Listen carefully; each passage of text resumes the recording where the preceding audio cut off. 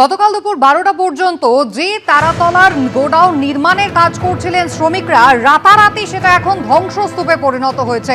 4টে hydraulic crane দাঁড়িয়ে রয়েছে, যেখানে ভেঙে পড়া লোহার কাঠামোর অবশিষ্ট অংশ যেটা ঝুলন্ত অবস্থায় রয়েছে সেটা যাতে আর ভেঙে না পড়ে তাই সেটাকে টেনে ধরে রেখেছে। যারা চাপা পড়ে রয়েছিলেন তাদের মধ্যে 29 জনকে এখনো পর্যন্ত বের করা সম্ভব হয়েছে। আহত যার মধ্যে 24 জন, মৃতের সংখ্যা 5। এখনো প্রাণের সন্ধান করে চলেছেন উদ্ধারকারীরা। স্নিফার ডগ নিয়ে আসা হয়েছে, অত্যাধুনিক যন্ত্র নিয়ে আসা হয়েছে, গ্যাস কাটার নিয়ে আসা হয়েছে। এখনো পর্যন্ত আর যদি কেউ থেকে থাকেন ভেতরে আটকে, সেই চেষ্টাই কিন্তু করে চলেছেন অবিরত আমাদের দুই প্রতিনিধি। সরাসরি আমাদের সঙ্গে ঐশী মুখোপাধ্যায় এবং পার্থ প্রতিম ঘোষ। আমি পার্থর কাছে যাব। পার্থ, কালকে একেবারে ঘটনাস্থলে শুরু থেকে তুমি ছিলে, রীতিমতো মানে হঠাৎ করেই একটা যেখানে কাজ চলছিল সেই কাজের জায়গাটা ধ্বংসস্তূপে পরিণত হলেন। মাটির নিচে কিছু মানুষ প্রাণ বাঁচানোর জন্য আর্তচিৎকার করতে শুরু করলেন। সেই ঘটনাটার পর 20 ঘন্টা পেরিয়েছে। এখন ঠিক কোন জায়গায় রয়েছে উদ্ধার কাজ? তুমি যে কথা বললে, দেখো একবার তাসের ঘরের মতো ভেঙে পড়ে এই নির্মীয়মান গোডাউন, এবং সেই জায়গায় এখনও কিন্তু উদ্ধার কার্য চলছে। এবং এই মুহূর্তে যে ছবি দেখতে পাচ্ছ, যে জায়গায় বর্তমানে সেনা এবং এনডিআরএফ জাতীয় বিপর্যয় মোকাবিলা বাহিনী ঘিরে রয়েছে, ওই জায়গা থেকে আরও একজনকে উদ্ধার করা হয়েছে। এবং কী অবস্থায় তিনি উদ্ধার হয়েছেন সেই বিষয়টা এখনও নিশ্চিত নয়। ওনাকে উদ্ধার করা হয়েছে এবং ওই যে জায়গায় ভার্টিক্যাল ড্রিল করা হচ্ছিল, আমরা দেখেছিলাম যে গতকালকের থেকে সেই জায়গায় তারা প্রবেশ করে আরও একজনকে উদ্ধার করেছে এবং ওনাকে এই মুহূর্তে হাসপাতালে নিয়ে যাওয়ার যে ব্যবস্থা সেটা কিন্তু করছেন সেনা এবং এনডিআরএফ থেকে শুরু করে বিপর্যয় মোকাবিলা বাহিনী থেকে শুরু করে সকলেই রাতভর চেষ্টা চালিয়ে যাচ্ছেন এবং সংজ্ঞাহীন অবস্থায় ওনাকে উদ্ধার করা হলো এবং উদ্ধার করে স্ট্রেচারে করে দেখতে পাচ্ছ এই মুহূর্তে নিয়ে বের করা হচ্ছে।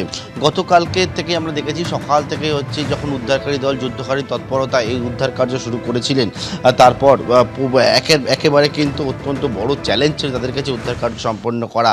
এবং সেই মতোই কোন জায়গায় এখন কি পরিস্থিতি হয়ে রয়েছে সেই জায়গাটাকে লোকেট করা, এবং সেই লোকেট করার পর সেখানে ভেতরে প্রবেশ করা এবং তার পরবর্তীকালে তাদেরকে উদ্ধার করা। এবং সেই উদ্ধার কার্য গতকাল দুপুর থেকে যেটা শুরু হয়েছে সেই উদ্ধার কার্য এখনও পর্যন্ত চলছে এই যে বড় একটা অংশ জুড়ে। এবং আরও একজনকে কিছুক্ষণ আগে দেখতে পেলে তাকে কিন্তু উদ্ধার করা হলো। আরও অন্যান্য জায়গাগুলো রয়েছে, সেই জায়গায় বড় বড় এইরকম হাইড্রোলিক যে ক্রেন, সেই হাইড্রোলিক ক্রেন নিয়ে কিন্তু একের পর এক জায়গা দেখতে পাচ্ছি। সেই ক্রেনের সাহায্যে এই যে চাঙড়গুলো যেগুলো রয়েছে, এই চাঙড়গুলো যাতে নিচের মধ্যে কোনো রকমভাবে পড়ে না যায়, অর্থাৎ যখন গ্যাস কাটার ব্যবহার করা হচ্ছে, রডগুলো কাটা হচ্ছে, পাত কাটা হচ্ছে, তার যেটা চাঙড় যাতে নিচে পড়ে না যায়, যাতে যারা এখনও পর্যন্ত আটকে রয়েছেন তাদের যাতে আবারও কোনো বড় ধরনের বিপদ না হয়, তার জন্য এরকম হাইড্রোলিক ক্রেন নিয়ে আসা হয়েছে।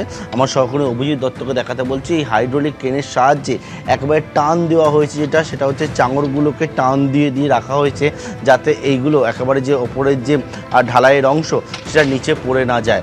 বিভিন্ন জায়গায় দেখতে পাচ্ছি আমরা এনডিআরএফ থেকে শুরু করে, দমকল থেকে শুরু করে, এসডিআরএফ থেকে শুরু করে বিভিন্ন উইং যারা রয়েছেন তারা সেখানে রয়েছেন। ইতিমধ্যে যে কীভাবে এই গোটা ঘটনা ঘটলো সেই নিয়ে একাধিক প্রশ্ন উঠতে শুরু করেছে। একটা এসআইটি গঠন করা হয়েছে, এসআইটি টিমের সদস্যরা ডিডি গোটা বিষয়ে তদন্তভার নিয়েছে। এসআইটি টিমের সদস্যরা তারা আসবেন, তারা দেখবেন, তারা গোটা বিষয়ে তদন্ত করবেন। কিন্তু একেবারে এই যে কংক্রিটের নিচে যারা চাপা পড়ে রয়েছেন তাদেরকে উদ্ধার করতে হবে সবার আগে। সেটাই হচ্ছে উদ্ধারকারী দলের কাছে এখন সবথেকে বড় চ্যালেঞ্জ। এবং সেই কাজ গতকাল দুপুর থেকে যেটা শুরু হয়েছে অনবরত যুদ্ধকালীন তৎপরতায়, সেই কাজ এখনও পর্যন্ত চলছে। একে একে উদ্ধার হচ্ছে। কেউ বা দেখেছিলাম একেবারে মুক্তির স্বাদ যাকে ফিরে পাওয়া বলে, অর্থাৎ বাইরে বেরিয়ে কোনো রকমে এইরকম দমবন্ধকর পরিস্থিতি কেউ বেরিয়ে এসে আসেন, বা কারুকে দেখতে পাচ্ছে একেবারে সংজ্ঞাহীন অবস্থায় উদ্ধার করা হচ্ছে। যেমন কিছুক্ষণ আগে দেখলাম একজনকে উদ্ধার করা হলো, সম্পূর্ণ সংজ্ঞাহীন অবস্থায় উদ্ধার করা হলো এবং হাসপাতালে এসএসকেএম হাসপাতালের উদ্দেশ্যে নিয়ে যাওয়া হলো। পরবর্তীকালে একেবারে অফিসিয়াল যে ফিগারটা আসবে সেটা অবশ্যই জানাবে। এখনও পর্যন্ত 5 জনের এই ঘটনা মৃত্যু হয়েছে, বেশ কয়েকজন আশঙ্কাজনক অবস্থায় ভর্তি রয়েছে। এবং উদ্ধারকারী দলের কাছে যেটা চ্যালেঞ্জ হচ্ছে, কে কোন জায়গায় এখন আটকে রয়েছে, কংক্রিট নিচে চাপা পড়ে রয়েছে, তাদেরকে যাতে সাবধানতা অবলম্বন করে উদ্ধার করা হয় সেই কাজটাই কিন্তু করছেন তারা। একেবারে অত্যন্ত সতর্কতার সঙ্গে কিন্তু কাজ চলছে, উদ্ধারকারীরা কাজ চালাচ্ছেন। একটু আগেই আপনারা দেখতে পেলেন একেবারে আরও একজনকে উদ্ধার করা হলো এবং উদ্ধারের সংখ্যা কিন্তু বেড়ে হলো 30। এখনো পর্যন্ত 5 জনের মৃত্যু হয়েছে। সংজ্ঞাহীন অবস্থায় যাকে উদ্ধার করা হলো তাকে এসএসকেএম হাসপাতালে নিয়ে যাওয়া হলো।